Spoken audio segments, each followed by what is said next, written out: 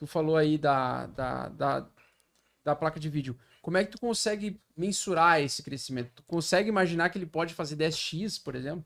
Então, a gente pega o growth passado, é um growth que sobe caso de 2 dígitos. É que a gente tem que pensar que o universo cripto ele é completamente diferente, a estrutura e o potencial crescimento do universo tradicional. Então, Quando a gente pega um setor que ele mas aí cresce é que ali tá. 2 dígitos ao ano, Aí é que tá.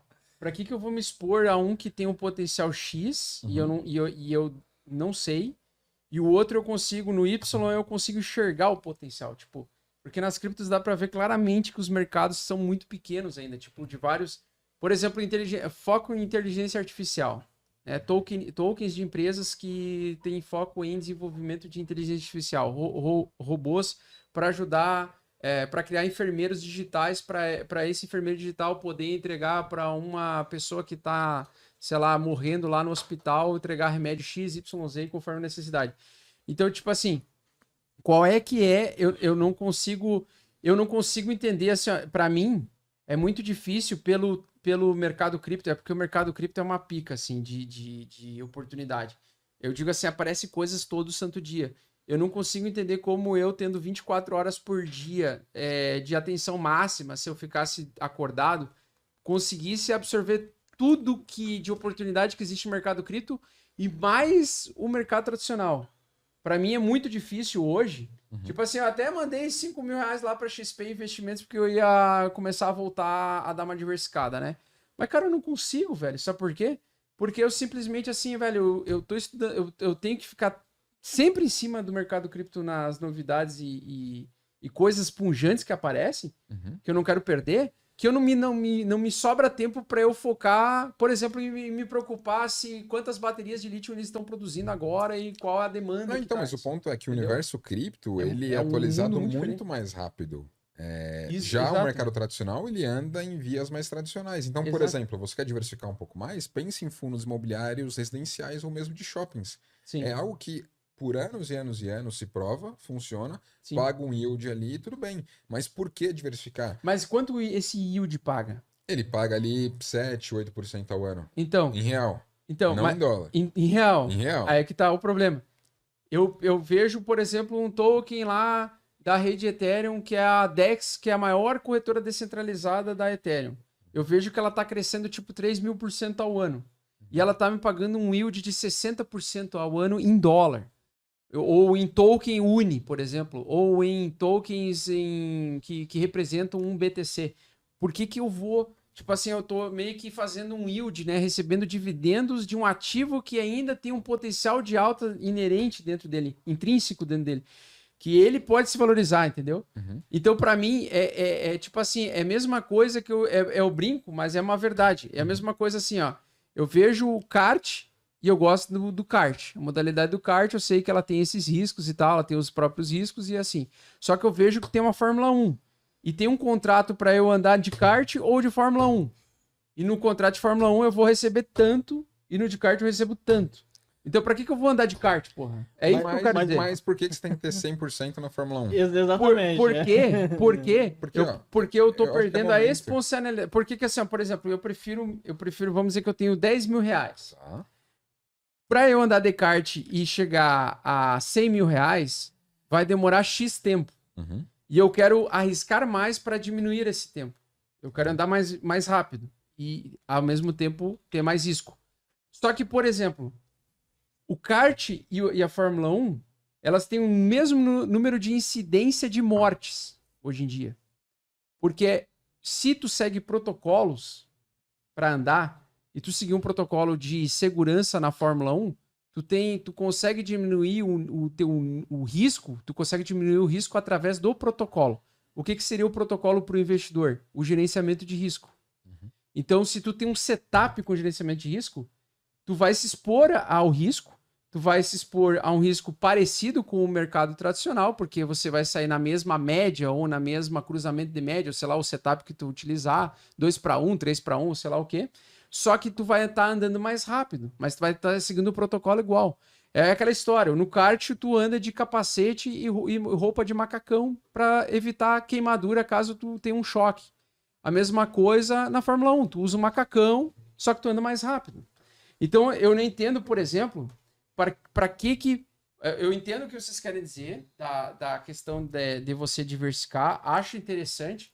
Não, mas eu acho que é a fase como investidor. Só que na fase como investidor, por exemplo, assim, ó, se o mercado cripto tá naquela fase de bear market longo, faz todo sentido diversificar para o CART, vir para B3. Ou diversificar em ativos e receber 8% anual em renda fixa, por exemplo, ou fundos imobiliários. Tá. Agora, se ele está pungente, ele está pagando muito e ele está crescendo e tem uma demanda crescente, ele está acima da média de 8, para mim não tem por que eu usar todo o recurso que eu tenho, diversificar em ativos mais lentos.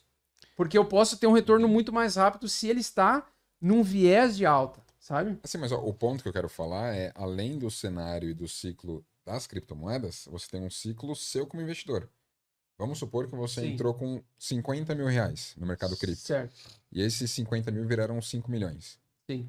Você poderia pegar 10, 20% disso? Isso. Que já é uma é o que a boa maioria grana, faz, exatamente. coloca em algo mais consolidado para você ter, cara, uma tranquilidade. Se der a pior merda do mundo, cara, você tem ali 4 milhões para correr, você tem 4 milhões e meio, você tem uma baita grana que você já fez no mercado para exponencializar. Sim. Mas se tudo der errado, você tem um pedacinho. Então, o que eu gosto de olhar para a gestão de risco é sobrevivência. Sim, Tipo, se der uma merda contigo. gigantesca, Sim, o Wild Farmer tá tudo muito bem e tal, mas, cara, der uma merda catastrófica que aí não poderia cobrir. Sim. Quanto que seria o rombo, por exemplo, pro Bax, entendeu? Sim, eu sim, acho com que esse, certeza. no fim das contas, é o grande Não, ponto. tu tá Então, certíssimo. Você fez grana? Porque tira um a pouco. questão do mercado é aproveitar oportunidades e sobrevivência. Concordo 100% contigo. Só que a questão de quando você vai aproveitar a oportunidade, na minha opinião, não faz sentido aproveitar essa oportunidade numa velocidade devagar. Entendeu? Numa velocidade Ou é lenta. 880? É? Ou é 880? Não é né? 880. É tipo assim, ó. Pra mim não faz sentido tu colocar, tipo assim, tu tem 95% em renda fixa, ações, fundos imobiliários e diversificado, e só 5% põe em Bitcoin, que já teve assimetria muito elevada, que vai fazer só 2x, 3x agora, bater talvez 100 mil dólares, vamos dizer E assim. você vai falar quando vai bater 1 milhão, hein? Vou Isso falar. daí é boa, né? 2028. 2028 o Bitcoin vai bater Qual 1 que é milhão. o mês? Ah, não sei, acho que vai ser ali por maio, junho, por aí. Mas são os meses não violentos. pode ser março ou setembro, porque tem muita Maio, manipulação. Tem é. que ser o meio, né? Exatamente. Maio, junho junho. é os meses bons. Mas aí o que acontece?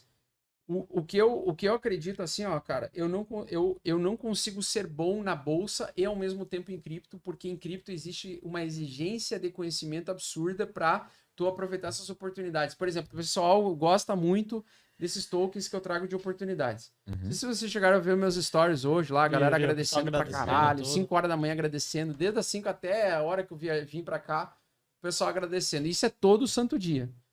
Por que que ali eu consigo trazer essas assimetrias tão malucas, né? Tão fortes? Porque eu consigo avaliar no projeto e também avaliar na entrada do gráfico se o mercado está recebendo uma demanda. Então eu não quero perder aquela entrada, não quero perder aquela demanda. Se eu diversificar muito, eu acabo limitando os meus ganhos, entendeu? Eu acabo entrando com muito pouco em uma excelente oportunidade. E, por exemplo, o pessoal fala muito, análise fundamentalista não funciona, análise gráfica não funciona. Cara, tudo funciona, velho. Tudo funciona. A análise gráfica, ela é uma arte que você tem que aprender e leva muito tempo, tu precisa de vários mestres. Tem o Al Brooks aí, o Stormer aqui no Brasil, o Bo Williams, as fractais, Ficube e etc. Mas você tem que dominar essas artes para você, digamos assim, poder se posicionar confortável. Por exemplo, caiu dia 7 de setembro e eu falei que eu tava comprando até o talo. E o pessoal falou, mas como? Parece uma queda de 20% no dia e tu tá comprando. Eu falei, velho, lógico, porque eu consigo, através de análise e leitura de contexto, verificar que, com base nas métricas, não perdeu a tendência de alta e que isso aqui foi um dia de manipulação. Só isso. E que o mercado vai voltar a subir a qualquer momento. E aí o pessoal fica desconfortável comigo. Tipo assim, pô, os caras falam, velho, tu é muito louco. Mas não é que é questão de louco, é questão que, eu vejo o mesmo gráfico durante 5 anos. Então eu consigo bater o olho e perceber quando é uma queda verdadeira de mudança de tendência e quando é de início de mudança de tendência e quando é uma queda de manipulação, de busca de liquidez. Até mesmo trazendo pro Só que nosso isso- universo, é é. com a sua esposa, por exemplo. Você sabe quando ela tá brincando em Isso, alguma coisinha ou tá isso. quando azedou o pé do frango. Perfeito, velho, perfeito. Porque você tá muito acostumado a estar com ela e você Perfeito. vai saber assimilar. Exatamente. Aí a questão toda assim, ó. Eu não tenho como ser bom no gráfico do Bitcoin e do Ethereum se eu assisto o gráfico da, sei lá, da Petro todo dia, se eu assisto o gráfico de vários ativos ao mesmo tempo todo dia. Eu não consigo mas ser o ponto bom. é, você não precisa ir para muito risco dentro da B3. Já que você já corre muito risco Sim. e já é da Fórmula 1 dentro do universo cripto, quando você vem para B3, você pode ir para coisas mais consolidadas, como eu falei para você, por exemplo, Sim. o universo de fundos imobiliários, Sim, com que é certeza. algo que de forma consistente aí desde que começou ali em 2011 consegue trazer E tu vai me ajudar com 18, essa porra aí. consegue trazer em média 18% ao ano. É porque a gente tem que pensar na reposição da inflação, a gente tem que pensar que os contratos são reajustados pelo IPCA ou IGPM, e tem que pensar no dividendo que aquilo vai te pagar no mercado subindo ou caindo. Também dependendo dos fundos, tem imóveis que se valorizam também. É isso, É. cara, ó, eu tava Só que, ontem. só que o meu desespero é que eu não quero ver vocês perdendo a oportunidade do DeFi, porque se vocês entram no DeFi Com hoje, certeza, não. vocês são early adopters do DeFi. A alta exponencial que vocês enxergaram no Quero ajuda Bitcoin nisso aí. não vai ser nada parecido com o DeFi, porque o DeFi é uma coisa que nunca existiu até então. Uhum. Até 2019, Que é ele nunca que vai existiu. trazer a grande disrupção, não é o Bitcoin. Nunca existiram finanças descentralizadas. Uhum. E, cara, nós estamos 2 anos depois de surgir essa inovação, que é uma disrupção inacreditável. Absurdo. É tipo, as pessoas ainda não têm noção do que nós estamos vivendo. Nós estamos a mesma coisa do que ter descoberto o Bitcoin lá em 2011, cara. Tipo, as pessoas não estão ligadas que esse mercado ele vai absorver trilhões e trilhões e trilhões. Atualmente, o mercado DeFi só da rede Ethereum tem 60 bilhões apenas. 600 bilhões, 60 bilhões. Imagina quando essa merda aí tiver 8 trilhões.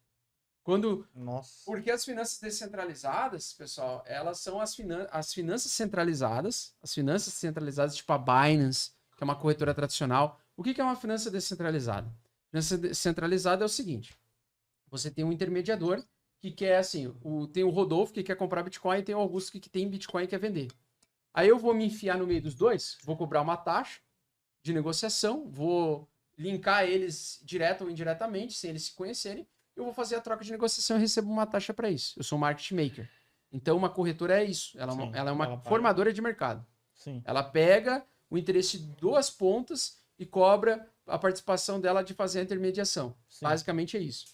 Só que acontece, as próprias corretoras centralizadas, Binance, OKX, Huobi, elas estão criando as suas próprias DEX descentralizadas, suas próprias corretoras descentralizadas, que têm pontes que se conectam entre outras DEX.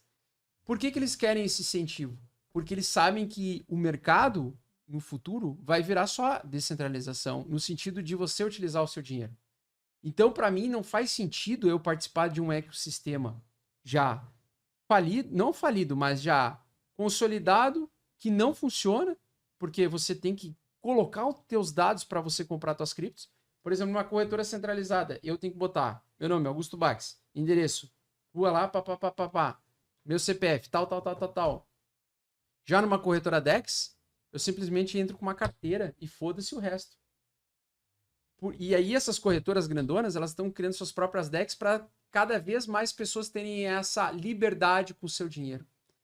Então, para mim, não faz sentido eu estar dentro de um ecossistema onde eu tenho que informar para o governo quanto que eu tenho que dar de rentabilidade dos meus fundos imobiliários no final do ano.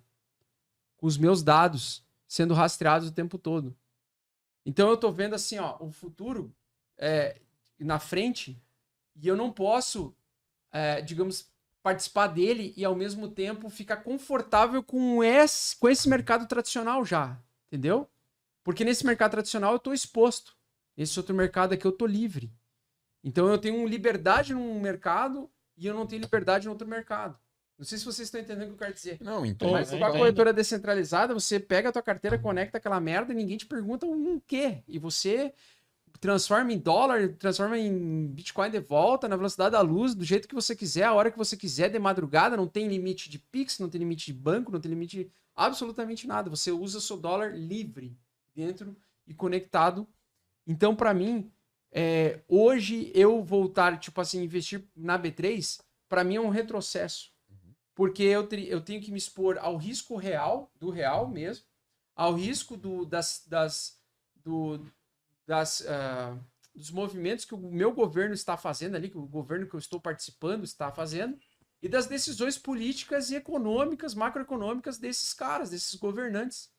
Então, para que eu vou voltar para esse caminho se eu tenho o caminho da liberdade, poder usar o dinheiro como eu quiser, e eu posso emprestar dólar para dólar e ganhar 12% ao ano em dólar para dólar, minimizando meu risco de volatilidade, por exemplo. Então, eu não consigo, para mim, assim, velho, quando eu vejo, tipo, o Primo Rico falando, ou qualquer um do mercado tradicional falando, né? Não, com todo respeito, falando assim, ó, não, eu tenho 95% nisso e nisso, aquilo, 20% nisso, 10% nisso e 5% em cripto. Velho, cara, tu tá assassinando a oportunidade de dar às pessoas a liberdade do dinheiro delas, velho. Tu tá desmotivando elas a experimentarem o que é a liberdade, entendeu? Basicamente, para mim mudou isso, entendeu? Então, quando eu olho a B3, por que eu não me empolgo com a B3?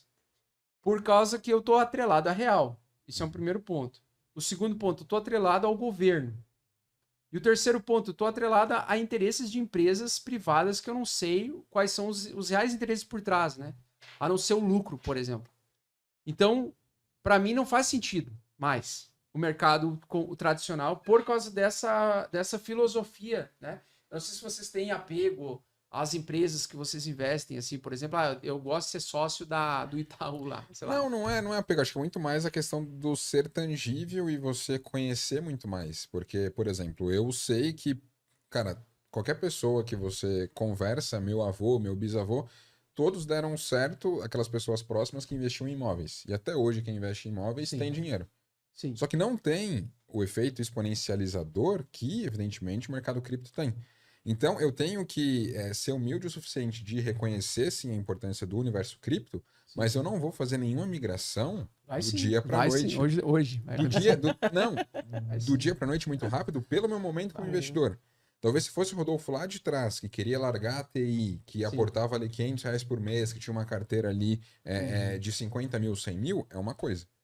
Agora, o Rodolfo de hoje, que já tem uma carteira muito maior, que tem um arcabouço por trás para escorar, por exemplo, pagar convênios com meus pais, ajudar tudo isso, Sim. eu não me sinto confortável o suficiente de Pra colocar tirar. all-in. Então, acho que essa é a grande questão de você entender e reconhecer tanto o ciclo do mercado, mas o seu ciclo como investidor. Porque você está também já acostumado com o universo cripto. Sim. Se as criptos caírem ali 10, 15, 20%, você tem sangue frio para reconhecer a sua estratégia e, cara, caiu mais? Eu vou comprar. Sim. Diferente de alguém que está entrando agora na festa. Botou 100 mil, demorou 10 anos para juntar 100 mil, vai lá e bota o coloca primeiro 100 dia, mil. cai 20, Cai 20%, olha 80, 80. fica apavorado e realiza prejuízo. É isso aí. Eu acho que para mim esse é o grande ponto. Você vai correr numa Fórmula 1 depois que você andou no kart por um bom período, depois que você evoluiu para uma Fórmula 3, para uma Fórmula 2. As pessoas elas não vão direto para a Fórmula 1. Não, mas por causa desse padrão. Mas assim, tu poderia ir direto para cripto. Não, tudo bem. Sabe por quê? Só que eu iria para aquilo que é mais consolidado. Bitcoin, Ethereum, entendi isso bem, eu vou pro DeFi, entendi isso bem, eu vou para outras coisas. Entendi o DeFi, eu vou pro Yield Não Farm. fazer que nem a galera faz. Que vai pra entrar real. no mercado e já vai no Bitcoin. Não, vai na Shiba. Na Shiba, vai na Shiba. Tipo, isso que tu tá falando é real. Mas eu acho assim, ó, a questão do risco, para mim, ela não existe diferença e distinção entre risco de B3 e risco de cripto por causa da volatilidade. Para mim, não existe distinção. Sabe por quê? Porque o risco está atrelado ao teu nível de conhecimento. Isso aí. Se o teu conhecimento é alto em cripto, tu vai se sentir tão seguro e confortável quanto o Rodolfo é com os teus investimentos na B3 e com um fundo imobiliário, por exemplo. Eu fiz uma continha ontem com a galera de um fundo imobiliário que eu tenho ali, que está localizado na Vila Olímpia. Ele tem 2 imóveis, um do lado do Shopping Eldorado e outro na Vila Olímpia, perto da casa do ator, tal. Tem várias baladinhas por lá. Sim. Cara, o preço do metro quadrado de algo novo que está sendo construído lá, com aquele padrão construtivo, tá na ordem de 35 a 45 mil reais o metro quadrado. Sim. Eu abri o relatório gerencial, fiz as contas lá com a galera, falei, ó, esse fundo, nesse patamar de preço que ele tá negociando a 19 mil reais o metro quadrado. Sim. Enquanto na média, algo que está sendo incorporado ainda, que vai levar de 2 a 3 anos para ficar pronto, está sendo vendido entre 35 e 45. Então, tá aí. Sim. Quem faz conta, chega lá. Mas por que muitas pessoas que olham os fundos imobiliários agora falam, nossa, olha que risco tem aí. Mas para Sim. quem faz conta e entende, fala, não, aqui tá grande oportunidade. Exatamente. Então, para mim, o que eu fico com um pouco de receio é, como investidor, eu já vi várias modas, assim. Uhum. 2019, por exemplo, era fundo imobiliário. Todo mundo só falava de fundo Sim, imobiliário sim. e ele soltou 35% em um ano. Sim. No ano passado não andou